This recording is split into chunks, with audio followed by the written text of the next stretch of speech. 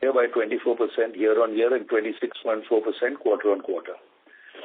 The net EBITDA margin for the company in Q3-24 stood at 48.8%, which decreased by 547 bips year-on-year and increased 325 bips quarter-on-quarter. The decrease in EBITDA margin year-on-year was mainly owing to planned increase in payroll and renovation expenses above that spent in Q3-23 and some impact of Aurika Mumbai Sky City, which opened on 5th October 23 and which is not yet stable. The renovation expense for the portfolio increased by 5.5 crores year-on-year and by 4.8 crores quarter-on-quarter, which translated into a reduction in EBITDA margin by about 2 percentage points. The Keys portfolio EBITDA margin percentage decreased by 9 percentage points quarter-on-quarter due to an increase in renovation expenses of about 1.8 crores over the previous quarter. Fees from managed and franchise contracts for third-party owned hotels stood at 15 crores in Q3, up 50% from 9.8 crores in Q3-23.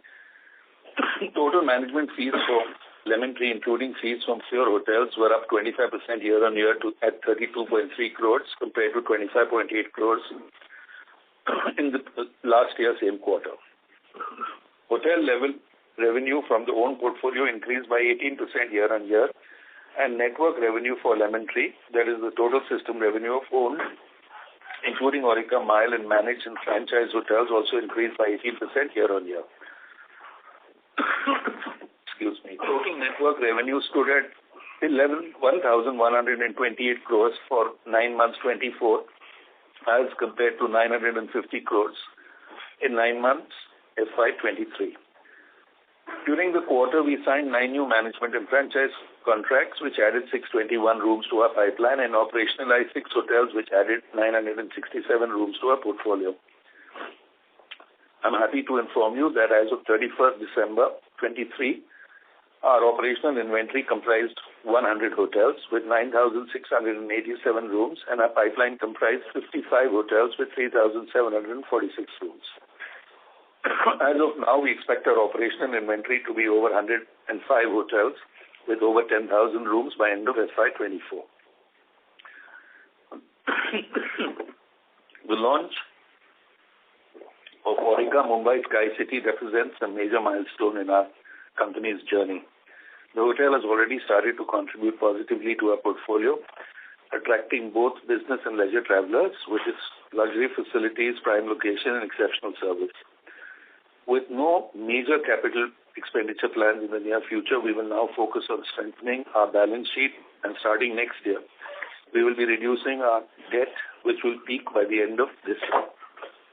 With this, I come to the end of my opening remarks and would ask the moderator to open the forum for any questions that you may have. Thank you. Thank you very much, sir. We will now begin the question and answer session. Anyone who wishes to ask questions may press star and 1 on their touchtone phone. If you wish to remove yourself from the question queue, you may press star and 2. Participants are requested to use only handsets while asking a question. Ladies and gentlemen, we will wait for a moment while the question queue assembles.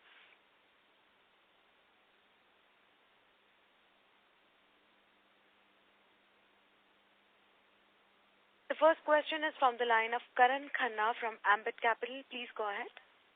Hi, thanks for the opportunity and congratulations on the Aurika Mumbai opening.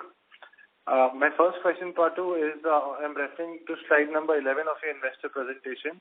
The decrease in hotel level EBITDA margin year-on-year across your portfolio entirely attributable to planned renovation expenses, or are there any other reasons? And on the same slide, you've reported flat to declining RevPAR for Bangalore and Pune, while your peers have clocked much higher RevPARs. So what explains that, and how do you see these markets catching up for you with the rest of the markets going forward? Okay, so if I look at, if I look at Q3 FY24 and compare it with Q3 FY23, then one is the payroll increase, because as I think I mentioned earlier also in earlier calls, that COVID had led to a huge backlog in terms of deferment by us in,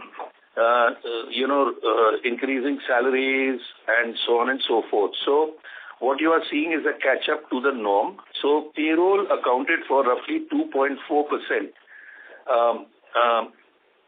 increase as a percentage of revenue. Remember, revenue is still not what it should be because, as you mentioned, Bangalore is one issue, Keys is another issue, and of course, Aurika Mumbai catching up because a part of this payroll increase is directly attributable to Aurika Bombay.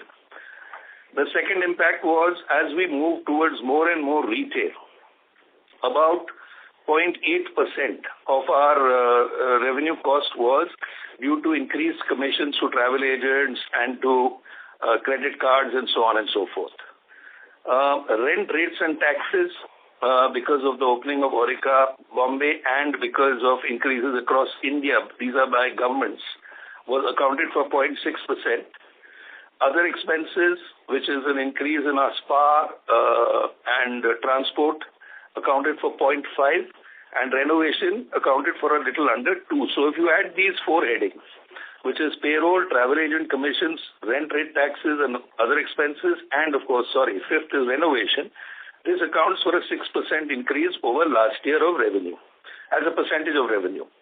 Now, when Aurika Mile picks up, because Aurika obviously was proportionate to its inventory and its earning capacity did much less than what it will do once it stabilizes.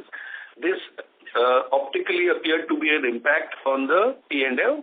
But when Aurika picks up, which is 13% of the total inventory and over 20% of the total revenue, then this will automatically reduce as a percentage of revenue. So let me give you a very specific way to look at it.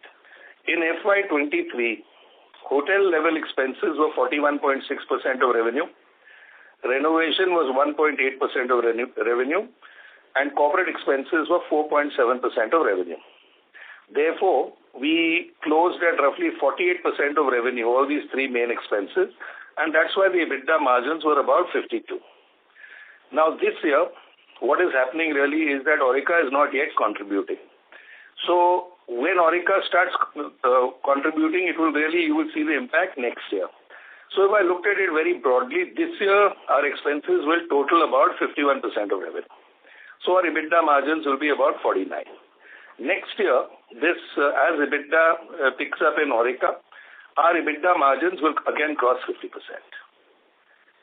Now coming specifically to two key markets. See, when you look at our hotels, I would urge you not to compare our RevPAR growth and so on and so forth with the luxury hotel operators, because their segments are different, the price sensitivity and elasticity is different and so on. About 1/3 of our inventory is still in markets which have not really done as well as they should have, as they did pre-COVID. So let me give you specific examples. Bangalore, Hyderabad, Pune and so on are enormously dependent on the IT sector and hiring in that sector. And as I think all of us are aware, the IT sector instead of hiring has been laying off. So till that picks up, and obviously we are looking at other sources of demand, but till that picks up, some of them, like you mentioned very specifically, Mumbai and Pune, these have been affected. Bangalore and Pune, these have been affected fundamentally because there has been a drop in demand from probably the largest demand generator for our hotels in these markets. Sure. This is helpful, Patu. Just continuing on Aurika Mile, so how have the ADR and occupancy levels trended on a month-on-month basis, and how has been the customer mix for third quarter, and how do you expect that trending during fourth quarter and possibly in FY25? And as a follow-up, there's also a 130-key Hilton Garden Inn that's being built right next to the hotel. So how do you think of that perhaps impacting occupancies more so for Lemon Tree Premier and also the Mile Aurika? So Hilton Garden will have zero impact. It's in a completely different category. In Q3, we did sub 40%. Okay, in Aurika, which means we did, about, what is 40%? About 200, we did less than 280 rooms. So I think we did 250 or something like that. So that was in Q3. In Q4, we are over 60%. So obviously, as I had mentioned earlier, and I think I said this very categorically, even in the last two calls, that Aurika will optically have a big impact on our P&L because its depreciation, and as an example, its depreciation and its interest costs, because it is a leased asset, the land is leased from the government, is going to have a big impact on below the line expenses. So Aurika is a 19 plus crore below the line expense every quarter. In cash terms, in real interest on debt on it, it's only 6.6 crores. But there is another 13 crores, which is the depreciation and the interest costs of even the lease, because of these new accounting standards, as you are all aware. Number two, Aurika with 13% or 14% of the total inventory, when it does under 40%, it deflates the entire picture. But I would urge you to look at the company excluding Aurika, and after Q3, and look at it now from Q4 onwards, because that is when you will see its stabilization. So what we'll do is at the year end, we will give a separate presentation on Aurika Bombay, how we are looking at it in Q3, Q4, and for the following year. In broad terms, so you get a better fix, because my expectation is next year Aurika will meet the company average in occupancy and roughly where we target the ARR, which I mentioned to you earlier, and I think both will be doable. Sure. Thanks, Patil. And my last question, if you look at your portfolio, ARR growth has been around 8 to 10%. Do you believe that you will be able to reprice at mid-teens next year when you have mid to late 70s sort of occupancies? That would be my last question. Obviously, Karan, if Aurika does what I think it will do, you will see the first impact in this quarter, Q4. And then certainly that will give you a guideline to see what will happen next year. So I don't want to give specific guidance, but let me put it this way, that when Aurika starts firing, it will add 20% to our revenue.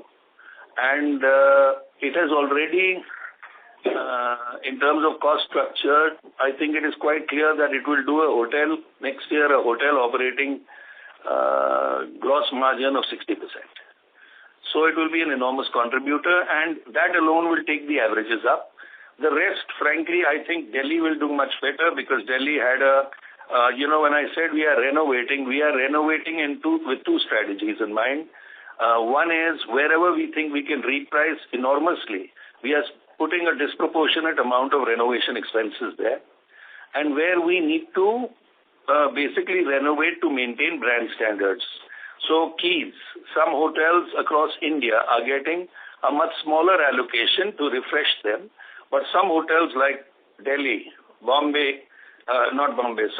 Hyderabad, Gurgaon, these will get a very large investment made in them in order to reprice them more. So if all that works, then I think you are not far off the mark when you say we will be looking at mid-teens. Sure, this is answer, Patil. Thank you and all the best. Thank you. Thank you. The next question is from the line of Archana Gude from IDBI Capital. Please go ahead. Hi, sir. Good afternoon, and thank you for the opportunity. So I have three questions. Just follow up on Aurika Mumbai. So any update on any major contracts signed during last quarter or maybe Jan of this quarter, and some color on rates and the number of rooms signed with the corporates? See, when a hotel of this size opens, think of it this way. It is like opening 3 hotels in Bombay, one next to the other. Normally, it takes us 9 months to stabilize one 220-room hotel, but here we have opened a single 670-room hotel. Mm-hmm. So in order to make sure that we covered our costs, in Q3 and continuing in Q4, we have a very large crew base, airline crew base. This is a opportunistic measure, and obviously it gives us the breathing space to build demand. Really, our strategy is to build demand in Aurika Bombay across all segments. We would ideally not like more than 100 crew rooms, which is 15% of the inventory, and 150 corporate rooms, including meetings, incentives, conferences, and then another 200 to 250 retail rooms. So that is broadly our strategy for next year. Coming specifically to Q4, we have one, so while this crew business will continue, we do have one large conference, and I think it is Miss World or Miss Universe or something, Miss World, which has been booked with us. So we are getting, I think, over 100 rooms. Over 100 rooms for about 14 days. So that will give some visibility to our hotel, and it will obviously add to the occupancy. So I think the room nights promised are about 17. Sure, sir. So on this renovation of hotels, how many hotels we have already completed renovation, and how many are yet to be done? Any timeline for these hotels to be renovated? So Archana, the deal is like this. This year, I think we will spend, how much will be our total renovation spend this year? About 30 crores in OPEX and about 10 crores in CAPEX. So we will spend about 40 crores this year. Obviously, when we renovate, we shut inventory. So as of right now, I think about 300 rooms are shut as we speak and are really not operating. For example, over 100 rooms in Keys Whitefield has been shut to upgrade the Keys hotel there. So renovation is not that we do one hotel first and another hotel second. We do all the hotels. We shut parts of the inventory and renovate. And it's a little bit of a painful project also, let me tell you, much more than building a new hotel. So we will continue. We have renovated aggressively. Now this coming summer, we will renovate an even larger part of the portfolio. Our intent is broadly by the end of H1 this coming year, we will have renovated most of the Keys portfolio. We will have renovated most of Lemon Tree Premier Delhi, a large part of Red Fox Delhi, a large part of Lemon Tree Premier Hyderabad, parts of Red Fox Hyderabad, and done freshening up in various other hotels across India. So this will be an ongoing project, and let me also add that this will continue into the following year. But the single largest effort will be put this coming year, because our capital requirements now are close to zero. So we will obviously be putting money into renovation, because we think we can reprice some of these hotels and increase occupancy in the Keys portfolio if we improve these hotels. So that is broadly the strategy. Am I clear to you? Yes, sir. Yeah, pretty much. And so lastly, in the opening remarks, we spoke about repayment of debt. If you could help us with the scheduled debt repayment for FY25 and 26, and as well as any capital requirements, maybe in a smaller size. Archana, I'm sorry. Can you repeat the question? Yes, so my question was more on the repayment of debt. Ma'am, your audio is not clear. May we request to use your handset, please? Is this better now? Yes, please continue. Yeah. So I was asking about this repayment of debt. If you could help us with scheduled debt repayment for FY25 and 26, as well as some CAPEX guidance for these 2 years. So I'll give you a broad viewpoint. Okay, so I don't want to be too specific. We will close this year, and the way we look at it is debt by EBITDA. So on a consolidated basis, we will close FY24 with a debt by EBITDA of roughly 3.7. Based on our expected performance next year, our debt by EBITDA by the end of next year will be under 2.5. And in the following year, it will be under 1. It will be around 1.5. Sure. So as I had mentioned earlier, we plan to get debt-free, at least right now, over the next 4 years. So I think that is very likely. This is after the renovation expenses, which will be significant, which we will incur next year. And of course, the cost that will go into building the We have reviewed the hotel in Shimla, and it is looking so beautiful that we've decided to make it an Aurika. So in Naldera, Shimla, we will be launching a close to 100-room Aurika in the next, I think, 12 to 15 months. So it includes that expense also. Right, sir. Sure. Thank you so much, sir. All the best. Thank you. Thank you, sir. The next question is from the line of Sumant Kumar from Motilal Oswal. Please go ahead. Yeah, hi, sir. My question regarding ARR. Considering lower supply in luxury segment and down trading towards, say, our hotel ranging from 5 to 7,000. Number one. Number two, the renovation of the current portfolio and any other dynamics we can consider to have our ARR in lower double digit. X of Aurika. I'm not including Aurika. Yeah, so see, actually, Sumant, if you can give me a very specific question, broadly, once we renovate the Keys portfolio, we will take the average rate up and try and target the current rates of Red Fox, which means I'm saying we'll try and take the rates up by 800 to 1,000 rupees. However, this will not happen instantly because we have to build an entirely new customer cohort for that. It will take some time, but I think we are pretty confident that once we upgrade these hotels, we will be able to take the average rates and the occupancy up. Right now, my bigger concern with Keys, and I'm talking brand-wise, is that the occupancy is low. It is, while the occupancy has gone up, it has gone up very marginally versus last year. Part of the reason, as I had mentioned earlier, is the demand of, IT hiring and IT business, because there is a large part of Keys, like in Pimpri, in Pune, and in Whitefield, and in Hosur, which is dependent on the IT sector. But I am pretty confident that when we finish this renovation, we will start getting a significant increase in occupancy, followed by an increase in average rate. As far as Red Fox goes, we think it will continue to increase its ARR every year by, 8 to 10 to 12 percentage points. Remember, it operates in the lower end of the mid-market segment.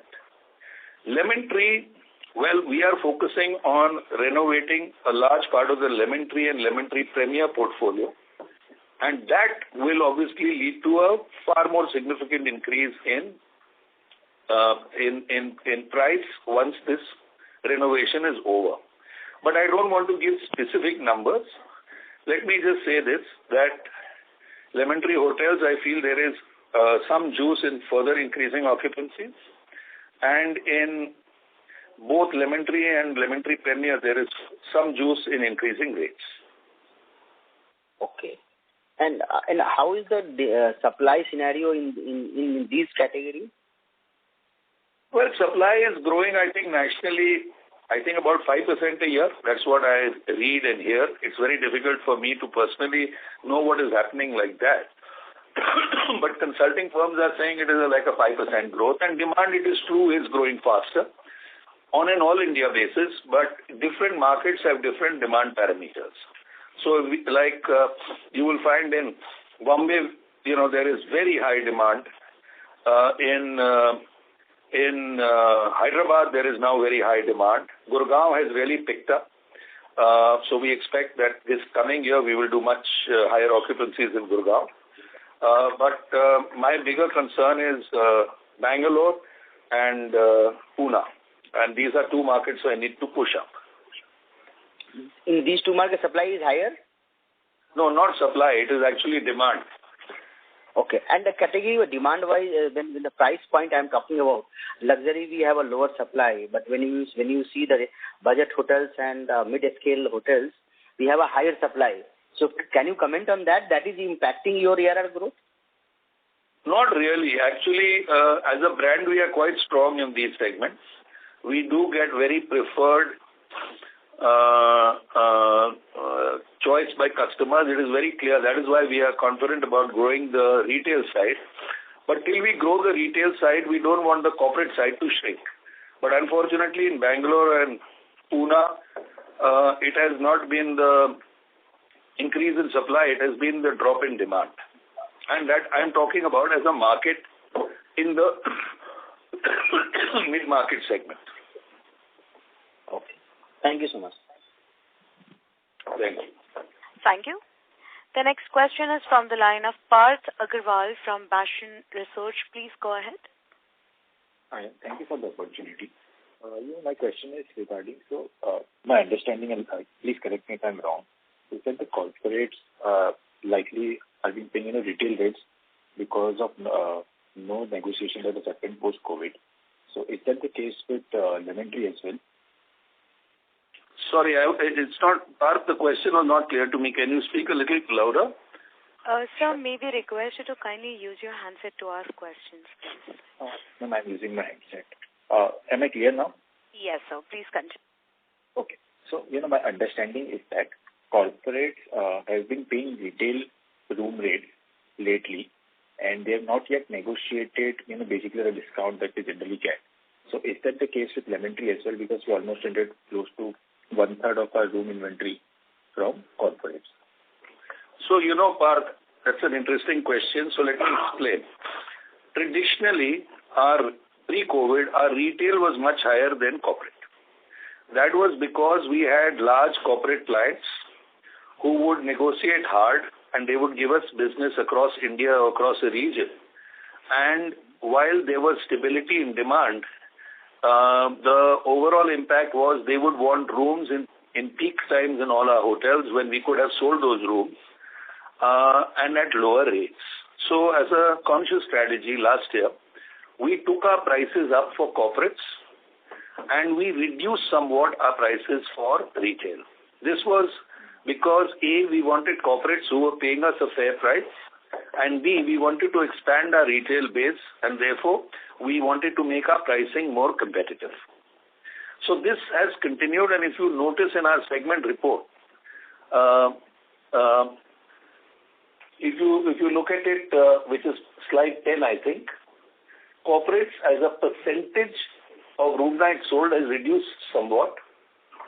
But interestingly, the revenue that we have got, which used to be last quarter, Q3 last year, we would have 38% of the room nights, but only 36% of the revenue.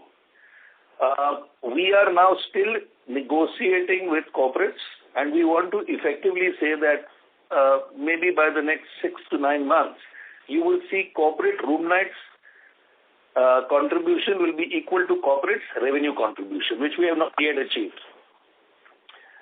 If you look at retail, there used to be a premium that retail OTAs were 31% of our room nights, but 33% of our revenue. Now it is 30% of our room nights and 31% of our revenue. So the premium is only 3%, 1 on 30. Now if you look at lemontreehotels.com, that is the segment which is our direct segment we are trying to build. It has doubled as a percentage of room nights, and it is exactly equal to our, it is parallel to our room revenue. So 3% has become 6 in both occupancy and rate. Others, which are FITs, have reduced, again because we found that we were outpricing it a little bit. So this is under, let me put it, part of our digital transformation. Our central reservation systems, our hotel upscales and so on. So this too is a work in progress. Basically, you will see one reason why this is a little lopsided is because 13% of the inventory, which is Aurika, has actually changed some statistics. And actually other FITs is a larger number, but because it is very low in Aurika, it has brought the overall thing down. So this is not really a same-store thing. I am talking more anecdotally, but broadly, we will continue to build our retail business and only keep those corporates with us who are willing to pay what we feel is a fair price. Okay, got Got it. So, in case of repricing opportunity that comes up with corporate, chances of your ADR going down is very unlikely. Is that a fair assumption? Absolutely. There is no chance. There is zero chance of our ADR going down. Got it. And you highlighted the renovation expense for FY24 to be around 40 crores, 10 crores CAPEX and 30 crores of OPEX. And what is the figure for FY25 and 26, if you can help me with that? We will spend 100 crores next year. 100 crores in FY25 and FY26. Any figures that you have in mind? It will be less than that, maybe 40-50 crores. And just one final question. We want to reprice somewhat aggressively from this year, October, which is why we are investing this money.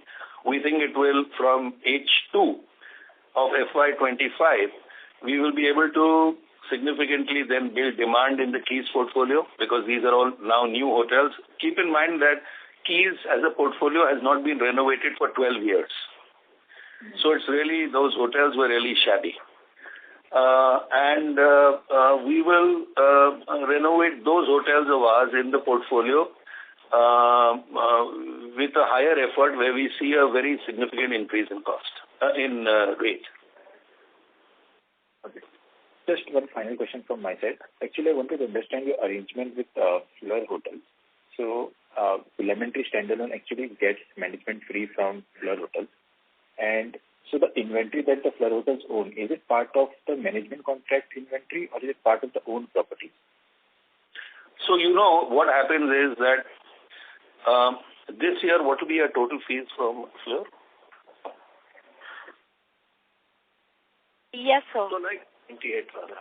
So this year, we will earn 100 crores of fees as a standalone Lemon Tree from Fleur. Okay. Now, because we report consolidated results, it is netted off. Okay. So, hypothetically, if our ownership of Fleur, I'm just speaking aloud, suppose we raised an enormous amount of capital in Fleur and we listed it. Fleur next year will do maybe over 600 crores of EBITDA. We list it. And we bring our shareholding down to, say, 40%, something like I think some companies have done, which is they have deconsolidated it. One is we will be able to raise a very large amount of capital in Fleur. Number two is our management fee income of Fleur will then become visible, which it is not currently visible. And third is the capital that we raise in Fleur will enable us to go into the next phase of growth of owned assets. And really, if I look at it strategically from the long term, we should actually keep growing the Fleur portfolio and reducing our stake in it, obviously have a meaningful skin in the game, and simply build hotels there and manage them on behalf of that portfolio, which means really, at some point in time, Lemon Tree will morph into a pure management, brand and digital services supplier company. Got it. But I'm yet not clear. So currently, whatever ownership of Fleur Hotels are there, is it part of owned hotels, or it is part of management inventory, which is around 4,000 inventory that we have? It is owned. It is consolidated. We own 59% of Fleur. Right. Okay, so okay. That's all from my side. Thank you. This way, we own 1,800 rooms in Lemon Tree, and I think over 4,000 rooms in Fleur, where we own a 59% stake. That makes it clear. Okay. Thank you. Thank you. The next question is from the line of Kunal Lakhan from CLSA. Please go ahead. Yeah, hi. Good evening. Thanks for taking my question. Sir, I wanted to understand the unit economics of refurbishing or renovating the room, the hotel in terms of per key cost and what kind of repricing they've had. If you can illustrate that with maybe an example of a hotel that you've achieved something like that.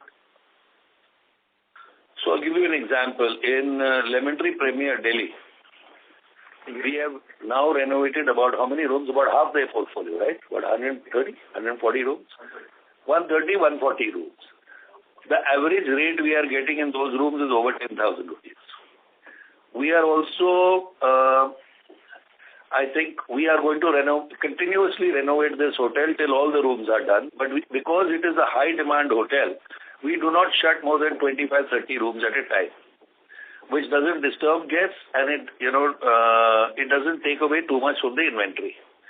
So our view is very simple. When LTB dial is fully renovated, on a current basis, the ARR would have been 10,000 instead of the current rate of 8,000. So think of it this way. When we renovate a hotel in a high-demand market, we feel we can price it up by 2,000 rupees. And if it's a 80%, 85% occupancy hotel, then really the RevPAR goes up 1,500-1,600 rupees. And the flow-through is 5-6 lakhs a year. And the total investment we make in that renovation per room is about 7.5 lakhs. So on an incremental basis, it is very compelling. Is that clear, Kunal? Correct. Well understood, sir. Very well understood. Yeah. So basically, any incremental spend we do in a renovation, in our internal capital allocation, we expect to earn it back within 2 years. Understood. My second question was on expansion, and just what you responded to the earlier question. I've always had this question around, in an upcycle, why are we not adding capacity in terms of in terms of own capacity, not just management contract, right? What you said about Fleur earlier, is that something that you would look at pursuing in terms of getting it listed and getting it deconsolidated and then listed, and then look at that entity as an asset-heavy entity, and what could be the timeline of something like that? Kunal, I think you have 3 questions, so let me answer them one after the other. We are not yet in an upcycle, no matter what people tell you. Occupancies in India are still in the 60s. Do not go by 1 or 2 companies that might report 75%. Even the Lemon Tree portfolio, excluding Aurika Bombay and excluding Keys, is in the mid-70s. But I don't consider this an upcycle. It has not yet happened, because an upcycle is where the entire market crosses 70-75%, and that has not happened yet. What do I think will happen? See, I think India is at a very interesting point as far as its consuming classes go. If we continue on this path of 6 to 7% growth, then in the next 3 years, a very, very large percentage of the population in India, which is A, aspirational, B, young, C, fueled by credit, will move into what we consider will be consumption, non-discretionary consumption of branded mid-market hotel rooms. Now, I know everybody is tired of comparisons with Malaysia and China and so on, but that's what happened at about $3,500 per capita. So that is not actually an upcycle or a down cycle. That is a structural shift from treating, for a very large cohort of the consumers, a structural shift in treating consumption of that kind of earlier discretionary item into a non-discretionary. So really, if you ask me, should we build supply, I totally agree with you, because I think this structural shift in consumption, where instead of it being optional, it becomes default, and that you can already see, by the way, in the airline sector, I think is going to happen in the next 3-4 years in India. So keeping that in mind rather than cycles, I would say there is a strong case to create or acquire supply. Now the only question is, how much risk should we take on the balance sheet? So obviously we need a company whose main job is to be an asset owner, which is why strategically it may make sense to spin Fleur into a separate listed entity, have a smaller stake in it, raise fresh capital, which is why your stake comes down, and raise this capital, B, have a totally separate set of investors there, because obviously these are investors who will be looking at Fleur more as an asset-owning company. And Lemon Tree continues as a brand owner, manager, and digital services provider. So long term, we have to do that, in my opinion. when you say long term, like next 3 years? No, I don't want to comment because that is something I think the board has to debate and decide. But I think sooner or later we have to do it. And the capital that we raise should go into acquisition of supply or creation of supply, which where the fees flow to Lemon Tree. And that asset company becomes, the largest owner of assets in the mid-market and upper upscale space in India. Yep. Sounds like a good strategy, sir. I mean, absolutely understood. All right, sir. Thank you and all the best. Thank you. Thank you. The next question is from the line of Dhruv Agarwal from Niveshaay Investment Advisors. Please go ahead. Yeah, sir. Good afternoon. Thanks for the opportunity. So my first question would be, so currently the occupancy levels we are seeing in Q3 is around 65%.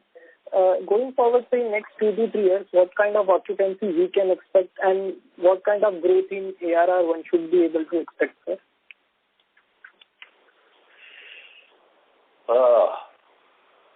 I wish I could look at a fortune ball and tell you, Dhruv, but it is very difficult for me to give you any answer. But broadly, I would expect the RevPAR growth in our segment to be mid-teens. Whether it is led by occupancy or price, I cannot comment. But that is the kind of growth I think we would expect. And since our cost structure is now stabilized fully, with payroll at the right place, the staff per room at the right place, I think that, we will then look at any growth in RevPAR as really driven with a 70-75% flow-through operating leverage to the bottom line. Okay. Let's say any percentage that you would like to comment on the occupancy levels, sir, just for the guidance we can expect. Rest of India till if I break it down, if I look at Delhi, we are already over 80%. Gurgaon, I think we should be in the mid-70s, hopefully. Hyderabad, well, it is nearly 80%. Bangalore is where we have to catch up. Mumbai, if I remove Aurika, we are already well north of 80%, and I am pretty sure Aurika itself will get there. Pune is another area where we need to focus on replacing IT demand with other segments. Rest of India is a function of whether we move into an upcycle, because I think currently, last year all India occupancies were 63%. Maybe this year they will be 65. So till it goes to 70, the rest of India will be subject to the vagaries of local micro markets. But if I look at it broadly from that perspective, I would say when Aurika is fully stable, our occupancies as a company should be north of 73%. Okay, sir, fair enough. And sir, what would be the percentage of repeat business, sir, on year-on-year basis? What business? Repeat business, sir, repeat customers. What would be the percentage of repeat customers, sir? Well, in our stable hotels, normally it is north of 30%, but in our new hotels, it takes time to build up.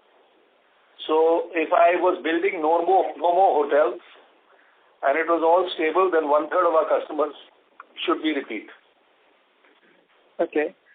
And sir, just last one question on the industry itself, sir. Right now, sir, in the hospitality industry, everyone is trying to add their rooms capacity either by adding keys in the same hotel or by constructing new hotels in order to cater to the demand that they are facing. So, sir, don't you think in coming 4 to 5 years or there would be an excess supply of rooms?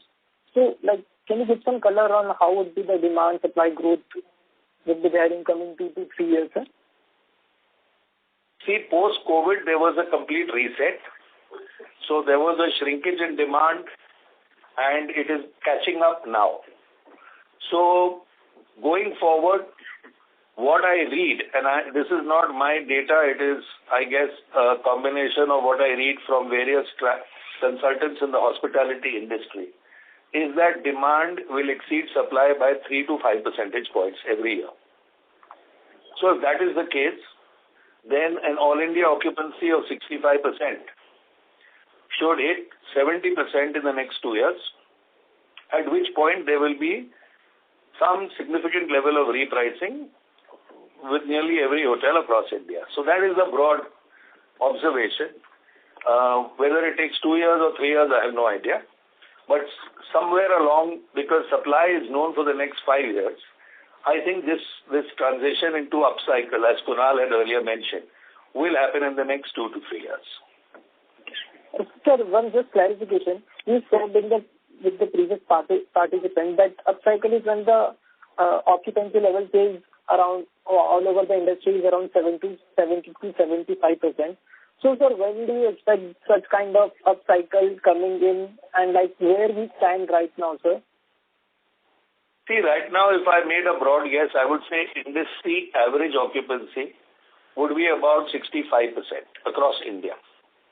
I think that is what the consultants will report for FY24. FY25, it should be, if this demand-supply imbalance continues, should be 67. And then maybe by FY26, it will be 70. Now, what does 70% or 72% mean? It really means that there are 3 to 4 days in a week where you are full, and 1 or 2 days in a week where you are doing 50% occupancy, because that is the nature of this business.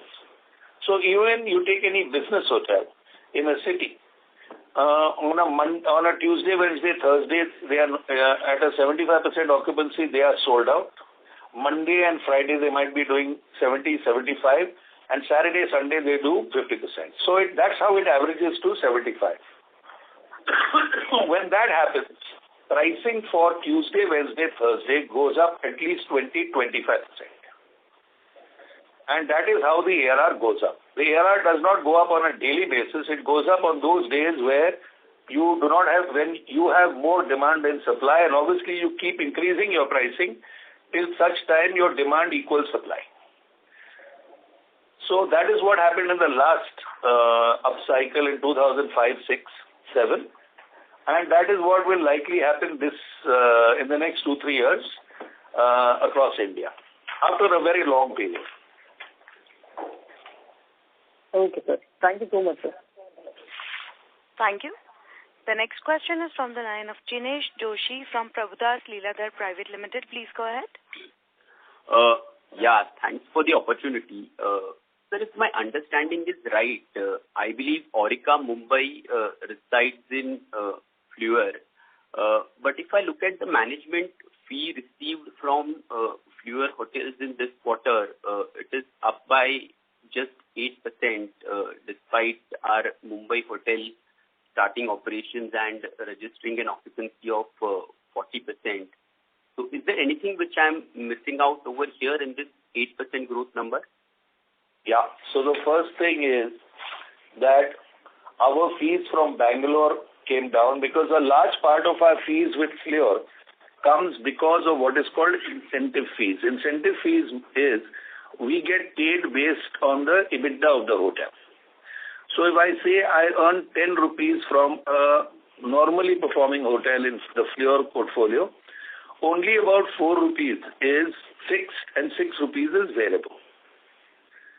So we had a drop in fees from Bangalore. We had a small drop in fees from Pune. And Aurika did not give us any significant fees because it did not do 40%, it did under 40%. But we only got fees from Aurika Bombay for the on the fixed side, and the fixed fees is a function of revenue. And the revenue was, much less, obviously, because it was the first quarter. So these fees, you're absolutely right. The minute Aurika Bombay picks up, like it is already picked up to some level this quarter, you will see a significant hike in fees. Similarly, when Bangalore picks up and Pune picks up, you will see another hike in fees because those will be the variable fees. Whereas in Aurika Bombay, there will be higher fees because the revenue increases and hopefully the EBITDA increases. Do I make sense? Yes, sir. Sir, my second question pertains to bookkeeping. Now, if I look at our finance cost, it has gone up sequentially to about 53 crores. So, has there been any change in debt levels, or does it pertain to that lease accounting standard which you mentioned in the opening commentary? So, well, two things. Our debt will peak this quarter.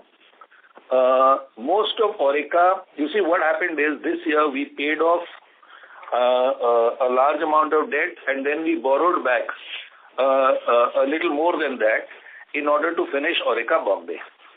So, I think our peak debt this quarter will be what? 1,950 crores, somewhere around that? Yes, 1950.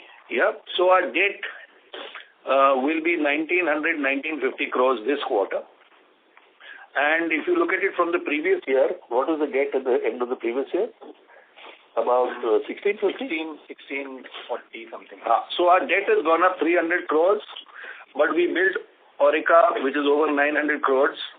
So effectively, Aurika was built with 600 crores of equity and 300 crores of debt. Now what happens is from this coming quarter, Q1 onwards, we will start paying down the debt. So you will find that the debt at the end of this following year will come down, and our EBITDA obviously will go up, which is why I said the debt to EBITDA next year will be under 2.5.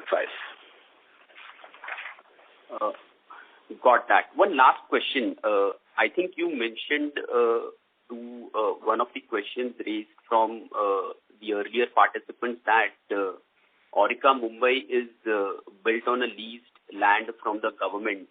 So can you just call out, if possible, what is the annual lease cost over here, and how are the escalations built in? So think of it this way. What is the current in 7 crores? No, current is 3 CR. So this Aurika is the rentals, the lease rentals are escalating.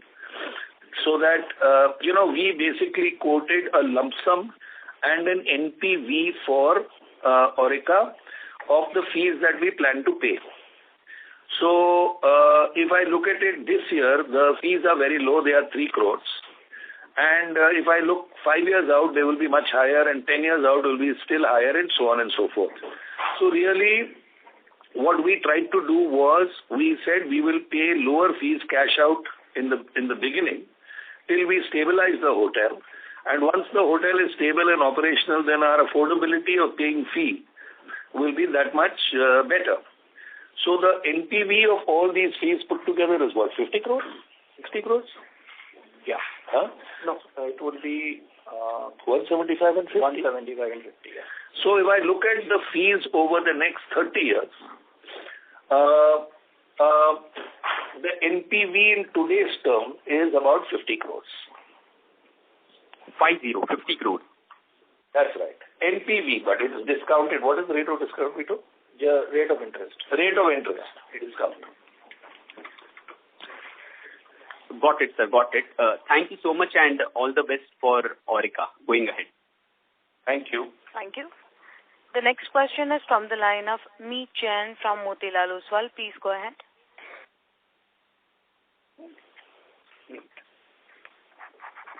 Mr. Jain, I have unmuted your line. Kindly proceed. I'm audible? Hi. So just one clarification. You mentioned that you are launching 100 rooms Aurika in Naldehra, Shimla, right? So that is on the management contracts, right? No, that's our owned asset. So we have already one property being built in Lemon Tree Premier Shimla of 69 rooms, and this is in addition to that? No, it is a conversion because we felt we would be able to juice it. Because of its location, it's built on top of a mountain. It's a beautiful hotel. So when we went and saw it, we did an assessment and said that we would be able to cream much more of the market. So why not spend a little more money but build an Aurika? So what is the approximate total capex on this you are spending? We will spend another 40 odd crores. Over 27 crores already spent on Shimla. So no, crores? Total will be closer to 80. We'll spend 40 in this year. And we would like, maybe it will be 50. We are not sure because it depends on the speed at which we can finish it. It's there in the investor presentation. You'll see it's like a shell. But we will try very hard to get it open by the first quarter of next year. Next year. 1Q FY27, 26. Okay. Okay. And next is on point clarification on the management fees from Fleur. You mentioned that our Fleur arrangement is partly based on revenue and partly on the operating performance, right? That's right. And is there any threshold, like as you mentioned, Aurika, we have didn't reach the 40% kind of margin, so we booked the revenue part, like fixed fees on revenues, and the margins as we improve, we'll start getting fees from Fleur on that as well. Well, think of it this way, that if Aurika today, in Q3, gave me a revenue of 25 rupees, then my fees from that will be, say 2 rupees. If Aurika gives me 50 rupees, then my fees will not double. They will become 5.5 rupees. They will nearly triple. And when Aurika stabilizes at 100 rupees, then I will take 10 rupees or 11 rupees. So, 40% will come from the revenue, 60% will come from the EBITDA, and that EBITDA as it grows, as the hotel stabilizes, and I think I mentioned that the EBITDA will be in the range of 60%, at which point our fees will become disproportionately higher. Got it. Thank you for the clarification. Thank you. Thank you. The next question is from the line of Rajiv from DAM Capital. Please go ahead. Yeah, thanks for the opportunity, sir.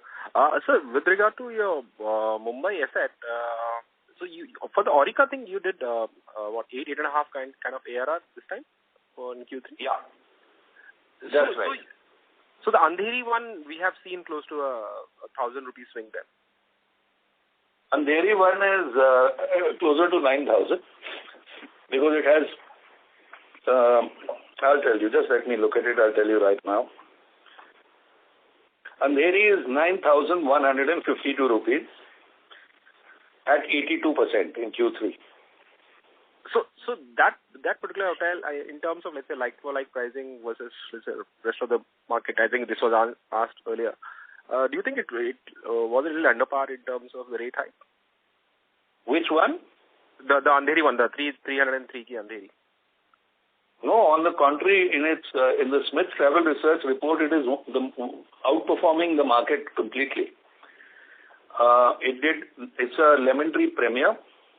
It did over 9,000 rupees ARR, over 80% occupancy, and it's an outperformer. And keep in mind that what we are doing is we are keeping all the channels open so that any bookings we get in LTP, which we are not able to accommodate in the hotel, we move to Aurika. So till Aurika builds its own supply demand base, we will use, we have 1,000, we are treating it as a 1,000 room inventory in Bombay, which is this 300 room hotel and that 670 room hotel.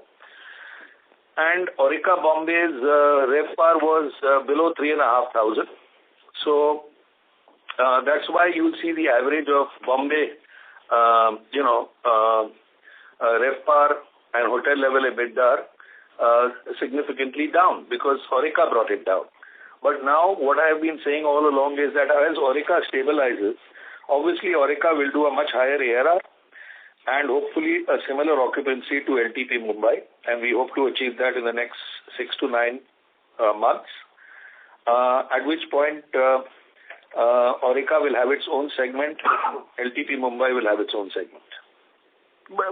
Your pricing in Andheri has no influence from Aurika. In the sense, it's not like that you cannot charge. I mean, you wanting to not charge LTP Andheri higher than Aurika. Not at all. That's not correct. The point is that Aurika has not yet built its demand segments. Whatever little demand it gets is at a price of over 11,000. But because a very large portion of it is with crew, which is priced at, I think, a little under 8,000. I think crew is what, 7,700? So the crew is 7,700, which is what is deflating the ARR of Aurika. But as I had mentioned last two calls, that we will use the crew as a filler to cover our costs and ultimately obviously replace the crew. I mean, bring down the crew to only 100 rooms as a base and replace the crew with corporate and retail clients. Sure. And in Hyderabad, do we have anything under renovation because of which your rates are up by only, let's say, 400, let's say, versus what we see in case of, let's say, Indian Hotel going up by, 3,000 or why I'm saying is the gap between you and Indian Hotel used to be something like 2,000, 2,500. Now it's gone to close to 5,000. I mean, I know it's not a strict comparison. In Hyderabad, the markets are very different. Indian Hotels is firstly a 5-star deluxe hotel, and it is in the city center. We are in high-tech city and in Gachibowli. There is no Taj there. And number two is that there are about, I think, 30 rooms shut in Aurika, in Lemon Tree Premier, and another 25-30 rooms shut in various other hotels where we are renovating. But please don't compare economy rates with premium economy rates and business class rates. That's an incorrect comparison. No, the idea was that, if the luxury picks up, eventually the gap between, it will help you, your case, right? The gap has to bridge slowly. Yeah, but they are separate segments, Rajiv. Don't look at it from that perspective. There will be times when our segment picks up more than, say, luxury. So it is not actually, how do I say, don't do a regression analysis and correlate the two. They are not the same. Perfect. Yeah. Great. Thanks a lot. That's all from my side. All the best. Thank you. Thank you. The next question is from the line of Ramesh Rajagopalan, an individual investor. Please go ahead. Good evening. Can you hear me? Yes, I can hear you, Ramesh. Yeah. A couple of questions. One is, what was the impact of World Cup matches, on your revenue in quarter 3?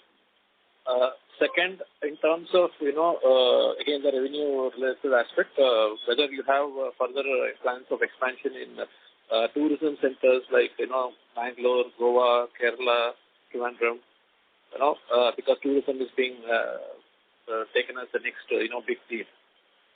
In terms of revenue. World Cup teams normally only stay in 5-star hotels.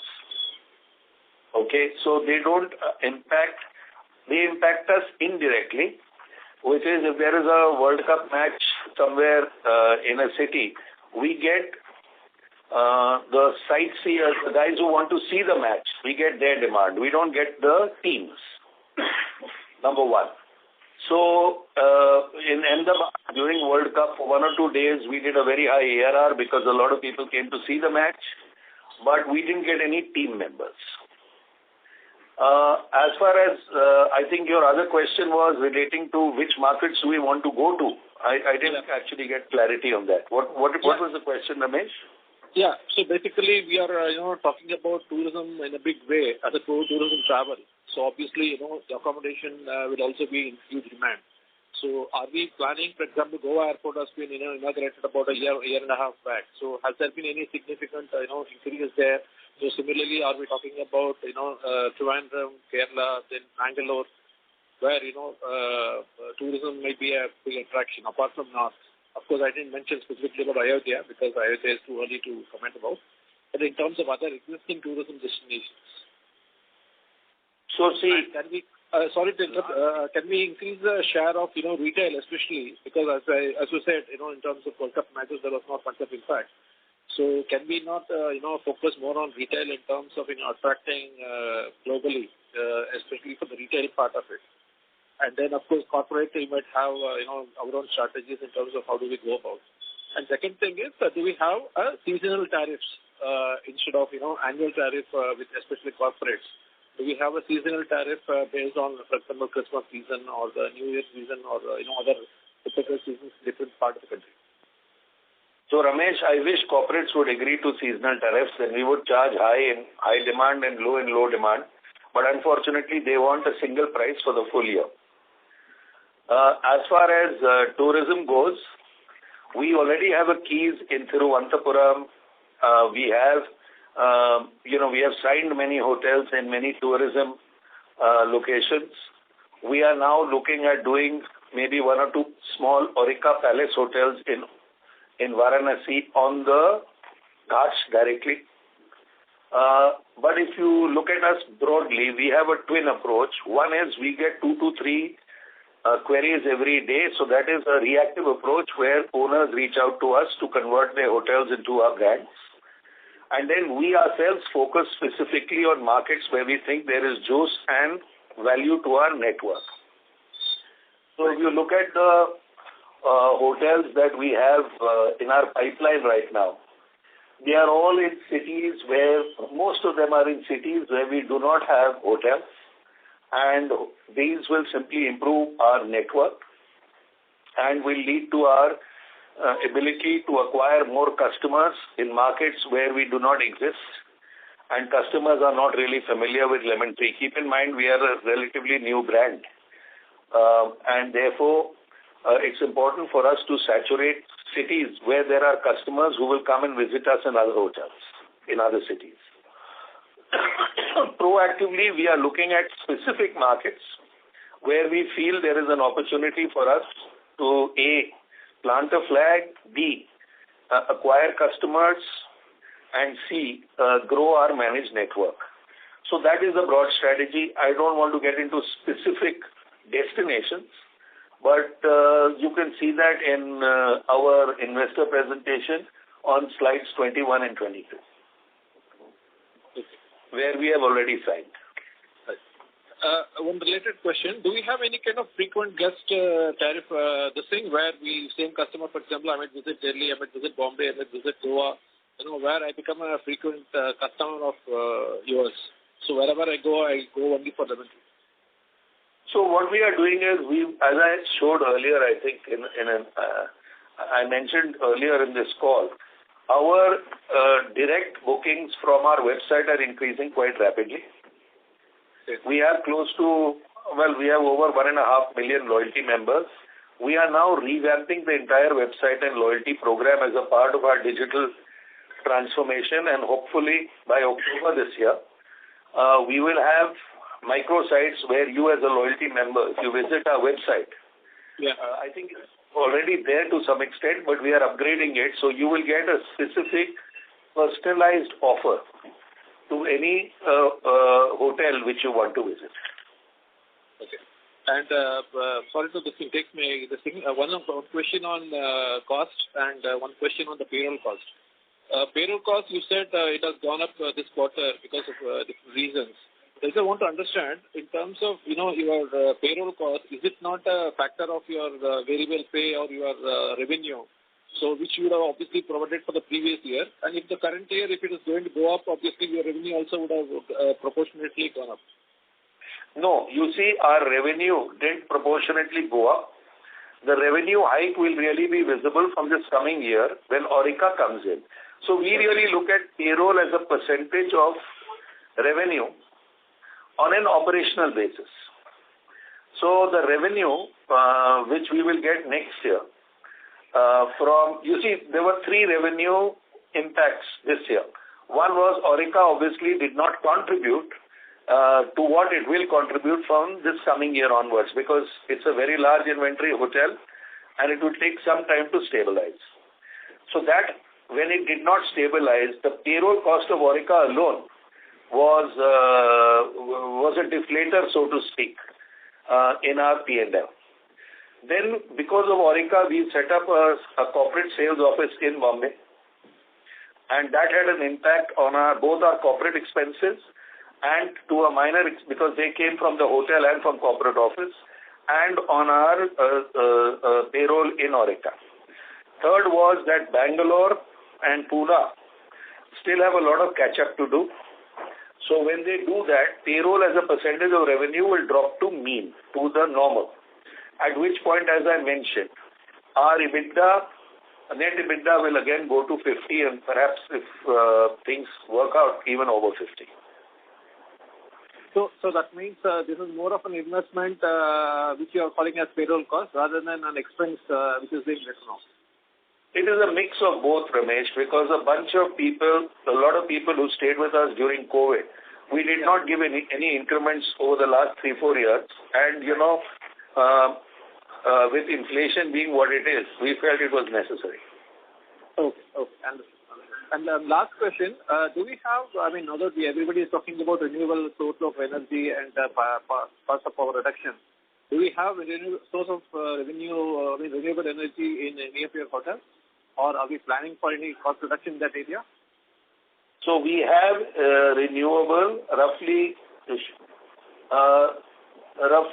we have reduced energy based on the FY19 baseline. Energy consumption per room has reduced by 10%. Our target is that by FY26 it should be 15% on FY19 baseline. Right now about only 11% of our energy consumption is renewable. There is only one problem. Since we run smaller hotels, unlike large 5-star hotels, we do not get renewable energy from the grid because there are certain norms on this. So I believe that the new power bill is going to change that, and we will also get the ability to get energy from the grid. But if we really want to go fully renewable, then in the large markets like NCR, like Maharashtra, like Bangalore and Hyderabad, we will have to put up our own renewable energy plants, which will be high capex. We are reviewing that, but we'll have a payback within 4 to 5. So it's a combination of many things. We are very interested in having maximum renewable energy, and I think in the next 2 to 3 years, you will see that as becoming an increasing focus for us.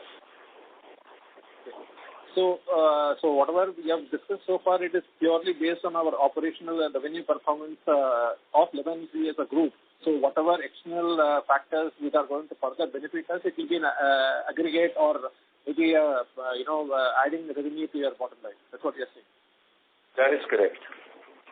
Thank you so much for your clarification. Thank you so much. Nice talking. Thank you. Thank you, Ramesh. Thank you. Ladies and gentlemen, as there are no further questions, I would now like to hand the conference over to the management for closing comments. Over to you, sir. Thank you, everybody, once again for your interest and support. We'll continue to stay engaged. Please be in touch with our investor relations team for any further details or discussions, and I look forward to interacting with you again in the next quarter. Thank you, members of the management. Ladies and gentlemen, on behalf of Lemon Tree Hotels Limited, that concludes this conference. We thank you for joining us, and you may now disconnect your lines. Thank you.